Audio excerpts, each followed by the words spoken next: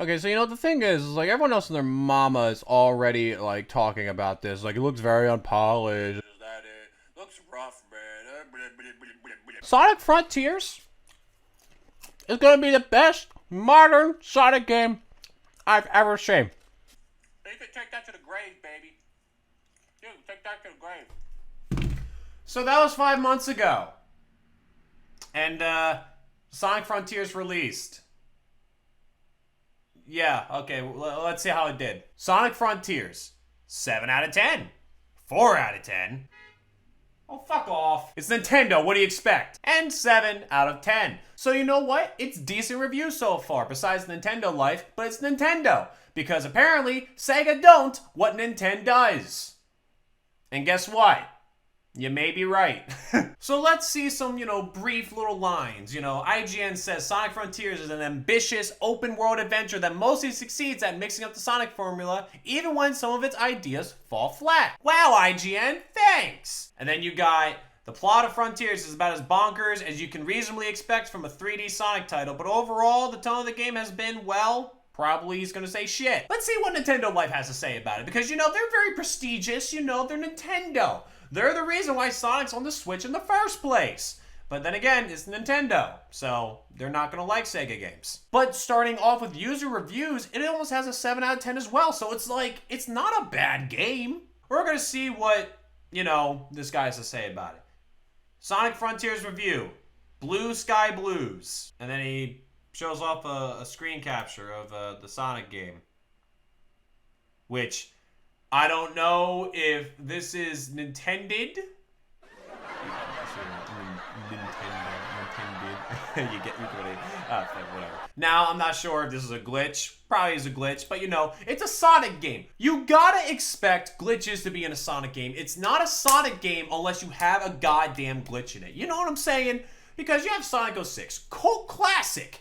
I love it. It's full of glitches. You had Sonic Colors remake, full of glitches. I don't think anyone plays that anymore, but regardless, you got Sonic games that have glitches in it, but that's mostly with every game. You see all these people who play like NBA 2K and Call of Duty, the new Call of Duty, right now, you have to worry about getting eaten by the fucking void. These are multi-million-dollar companies making these games. It's like, dude, you had one job, you pump out a game every year, and Sonic, yes, they have a lot more time with it, and they should at least be able to polish their game. But at the same goddamn point, come on, man. Come on, dude. Come on, man. Come on. Just come on. Rant aside, I digress. Let's see what Ollie Reynolds has to say. All right, blah, blah, blah, blah, blah, blah, blah, blah. The conclusion. So, Sonic Frontiers is a brave new direction for the series, but this first open zone entry misses the mark by quite a margin. Okay, reasonably so. I get it, It's a new type of game. Not everyone's gonna like it. Traversal and combat annoyances plague the experience from start to finish, while structurally the game offers up very little variety, instead leaning on repetitive fetch quests that get exasperating. Ooh, that's a big word. After the first island. As far as the Switch version goes, it's quite comfortably the worst option available to fans, with graphical compromises that make it impossible to recommend if you're able to play it anywhere else at all. If you're going to get this game, we implore you to try it out elsewhere. Oh, I see, because Nintendo Life, they gotta play on the Switch, and that's the review. I get it. Still, I guess it sucks to suck, Switch. The joys. Running around feels quite nice. Some of the side missions offer up plenty of fun. Fishing is a relaxing distraction. I'm glad we got fishing in there. Some nice callbacks to past Sonic titles. Okay. But then the cons, platforming is rife with annoyances and glitches. Combat is shallow and, again, full of glitches. Again, it's not a Sonic game unless it has goddamn glitches in it. It's not. So, you're clearly judging something that is just included in the game.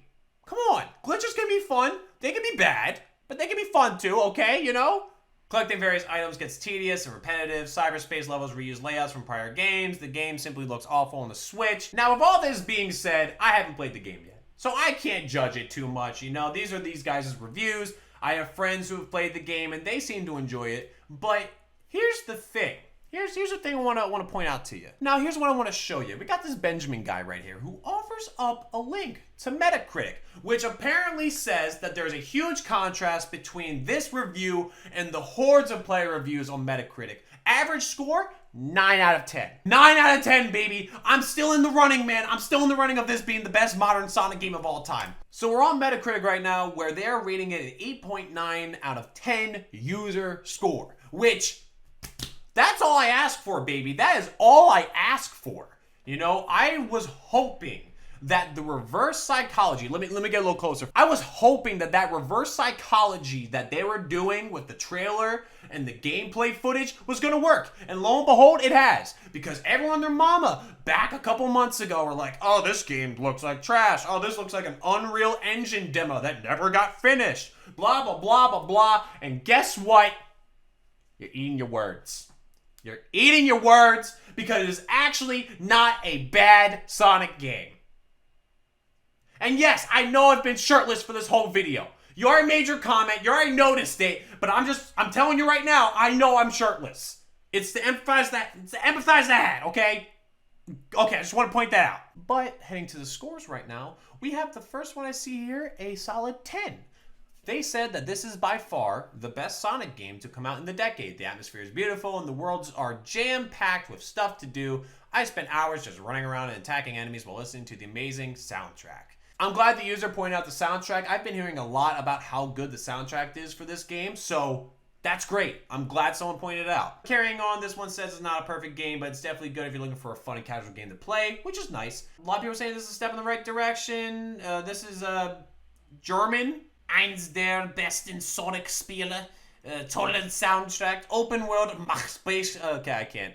I think I'm just being a little rude right now. Best Sonic 3D game. This really is a comeback with all the Sonic fans. See, they got a lot of good reviews. And this is Metacritic, this is user scores. We're not talking about critics. We're not talking about these high-end people who know their shit. We are just talking about the average fan. And that is something that I really enjoy seeing. You know, I'm glad that SEGA was able to put out a game that the fans enjoyed. Yeah, if you're not a SEGA fan and you enjoy it, that's great. If you don't enjoy it, it's whatever. But as long as SEGA understands their audience and they're capable of presenting a game with new ideas that doesn't fall on its face, kind of like Sonic 06, and these other modern Sonic games, besides like Sonic Colors, because a lot of people like Sonic Colors for a modern Sonic game, I'm glad that they're able to bring out a game like this. And I said it 5 months ago, Sonic Frontiers will redeem SEGA. And am I wrong? We'll see. It's only been like 2 days, but I think I got it. I think Jake 5 months ago was onto something. Because like I mentioned, that reverse psychology shit, I was really hoping that was going to work. You know, show off a bad trailer, show off some bad game footage, have a great game. Just do that with every single game, lower everyone's expectations so you blow them out of the water, which might be the reason why the scores are so high, but still, to all the people who said it was going to suck, to all the people who said that the trailer sucked and the gameplay sucked, you were right. But guess what? The game doesn't suck. The fans actually like it. So suck it!